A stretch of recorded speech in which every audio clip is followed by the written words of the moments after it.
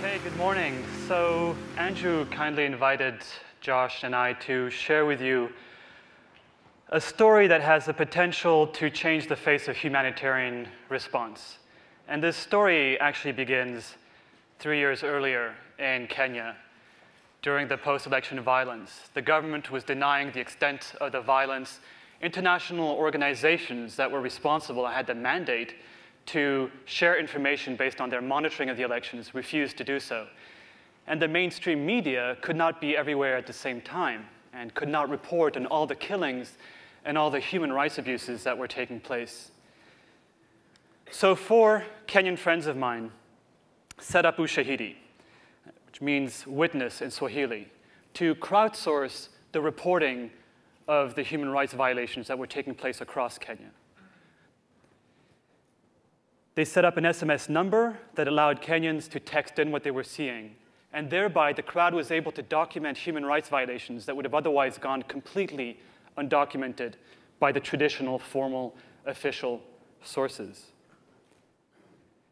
The Ushahidi platform has since evolved. It's been used in over 30 different countries for almost as many different reasons, ranging from community mapping of social services in slums, to monitoring armed conflict in the Middle East, to monitoring election fraud in countries under the rule of dictators, as well as the impact of environmental disasters right here at home.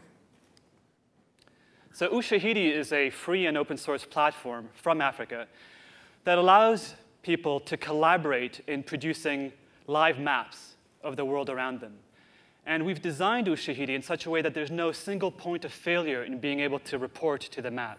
So you can use SMS, voicemail, email, Twitter, dedicated smartphone apps, as well as pictures if you'd like, and video footage, and we're adding Facebook and Skype so that you can also use those channels to report to the map. And this system was going to be tested to its full on a Tuesday afternoon in early January. The earthquake that struck Haiti was one of the largest disasters since the tsunami of 2004. And I learned about the news an hour later while watching CNN. Immediately emailed the Crisis Mappers group and basically said, what are we going to do about this as a community? And then I picked up the phone and I called David Kobia, who is the tech lead at Ushahidi, who was in Atlanta.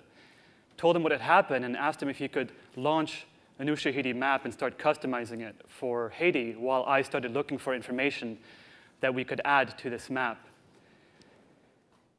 But to be honest, I had no plan. I had absolutely no plan. That reaction was an emotional reaction. I just couldn't bear the thought of just watching the news and feeling completely helpless. I had some very close friends who were in Port-au-Prince at the time, and I had no idea whether they were still alive. And I just needed a way to occupy myself, and mapping came very naturally to me.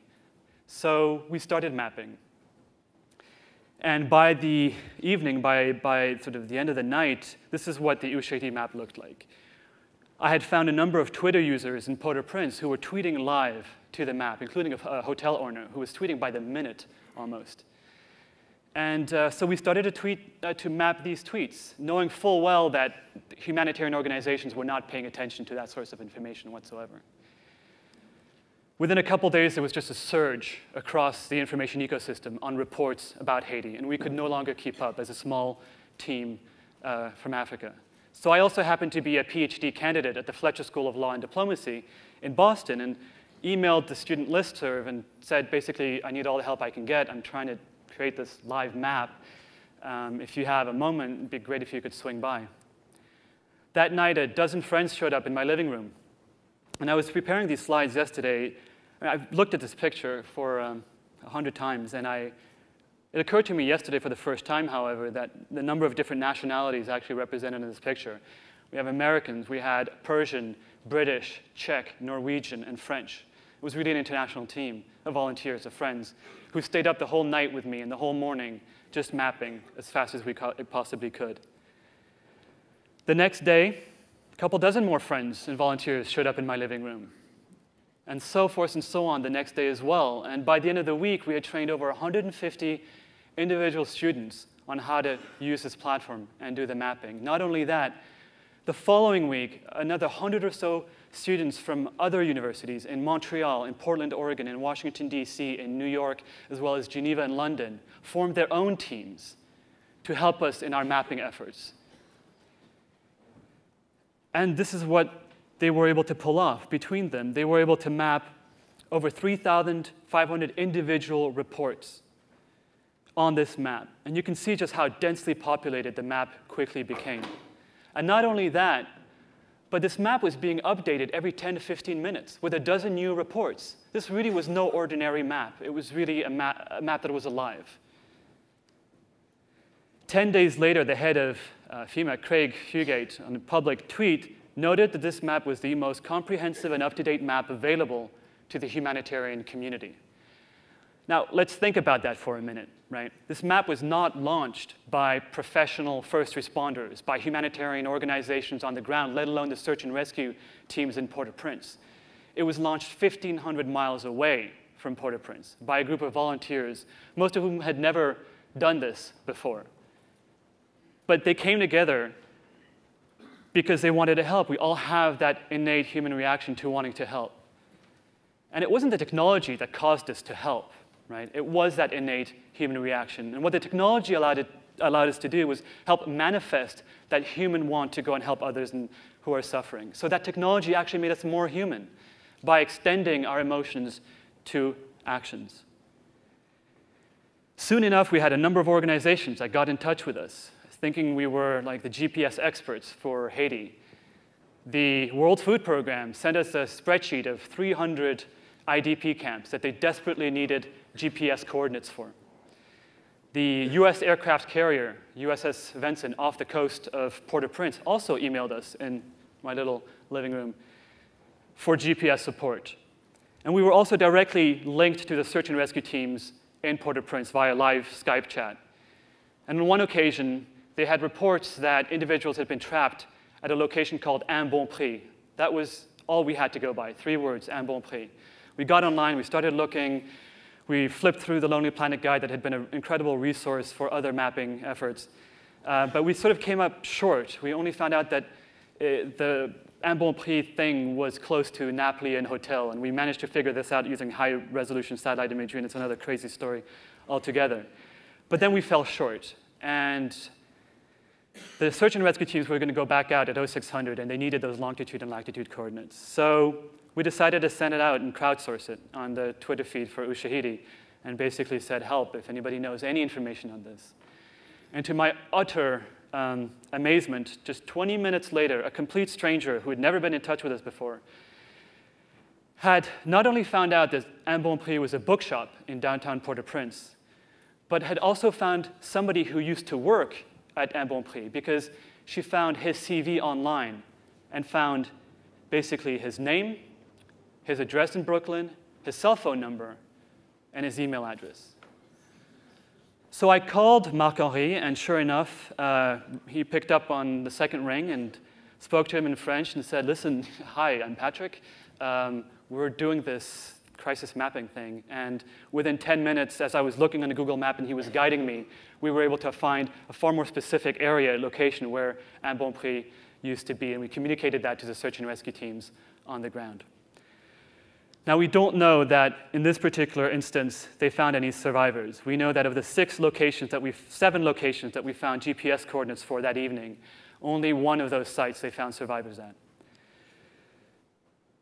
But we did find out later that the US Marine Corps was using our platform operationally to inform some of their responses. And by operationally, I mean they were literally sending out choppers to evacuate people based on the information that hundreds of volunteers were adding to the map. They were literally able to save hundreds of lives as a result. But there's a key component and a key piece of this story that made all this possible. And that's what my good friend Josh Nesbit is going to tell you about right now. Thanks.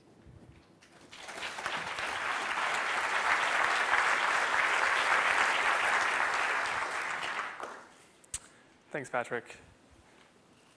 So I'm the executive director of FrontlineSMS Medic, which is a mobile health nonprofit, and we work mostly in sub-Saharan Africa. And my engagement with this story and with this project actually starts on Twitter. So I put out a post that I was looking for somebody to basically help set up an SMS gateway for the Ushahidi instance in Haiti. 5 minutes later, somebody following me from Cameroon put me in touch with Jean-Marc Castera, who is an engineer with Digicel on the ground in Haiti. He was 10 minutes away from leaving to go to Digicel's command center. In those 10 minutes, we Skyped, exchanged some thoughts. He got there, and by that evening, we had secured a short code, 4636, which we could use as a direct channel to the Haitian population. And I don't, I don't usually put up a really confusing slide with a lot of logos, but I really want to drive home the point that this was a swift and very unusual collaboration. We had people from the State Department, nonprofit tech startups, for-profit tech startups, mobile operators in Haiti, and we were all sort of subscribed to a very particular mentality. The difficult we do now, the impossible takes a little longer. And we jumped onto a Skype chat. Email was just too slow. And I actually tried to transfer the first 4 days of this Skype chat into a Word document a couple weeks later, and it was 300 pages long, just 4 days. So with some brilliant coding work by Brian Herbert and others, 2 days later, about 48 hours later, we stood up a system. And a colleague on the ground went radio station to radio station and put out the word that people could text their need and their location to 4636. I will say this project could not have happened without radio. It's a really powerful medium. We ended up processing 80,000 text messages in the first month after the earthquake. These were coming in multiples by the minute, and they were mostly in Haitian Creole, mostly with very vague references to location. So we had to get creative about how to make this information useful. So a good friend of mine, who's actually here, maybe we can flip the cameras around. Rob Monroe is a computational linguist at Stanford, and Rob spearheaded this effort to essentially engage the Haitian diaspora. And what you see here is a map of 1,500 people all over the world who decided to help. Basically what happens with 4636 is somebody texts into the short code. You then pull those messages to a website where these people logged on. They translated, categorized, and geotagged, basically mapped those messages, creating structured reports. And those reports were then forwarded, essentially, to the group that Patrick was talking about, the second set of processors. These people, crisis mappers based out of Boston, Montreal, and elsewhere, who were refining these reports and passing on actionable reports through 24-hour Skype chats, also to maps, segmenting them for responders and for the relief organizations. So these are the types of messages we were getting. There was no 911 system or anything like it. 4636 was the channel that people could use to communicate what was going on and what they needed. And the stories really ranged. So on the left is an IDP camp, sort of a typical IDP camp. And we heard from a camp of about 2,500 people. We received close to 200 text messages within a day saying that they urgently needed food and water. A survey team went out, basically verified that that was the case. And that particular camp, which had just sprung up, was then included in aid logistics routes. We also had very personal stories. There was a woman who was bleeding out during labor, and a bystander texted in, and one of the volunteers was from that exact location. And I won't ever forget his quote. I think his name's Apo. And he said, I know this place like my pocket. And he had the latitude and longitude pegged to 5 decimal points. And the US Coast Guard responded within 10 minutes. We also heard from clinics that actually had extra hospital beds and needed more patients. But we also heard from clinics that were running out of diesel fuel and needed supplies. So this is a distribution of the messages. Top, you see sort of at the initial outset, missing persons, deaths, person reports, paired up with black on the bottom, collapsed structures, people who were trapped, and search and rescue requests. And then you see a shift to people needing health services. And then finally, a big spike towards the middle in green with food and water shortages. This is another way to look at these messages. The most common word was help. And I think amazingly, the second most common word was please.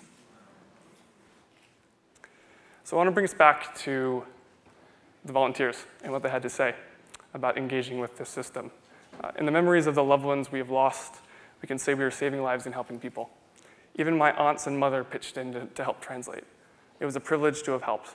There was never any doubt in my mind about the importance of what we were doing. These people decided to engage and to help however they could. And I think that they represent a mass movement towards global engagement. It is a relentless and positive storm. I absolutely feel it in this room. And I have to be honest, it leaves me both humbled and very optimistic. Thanks.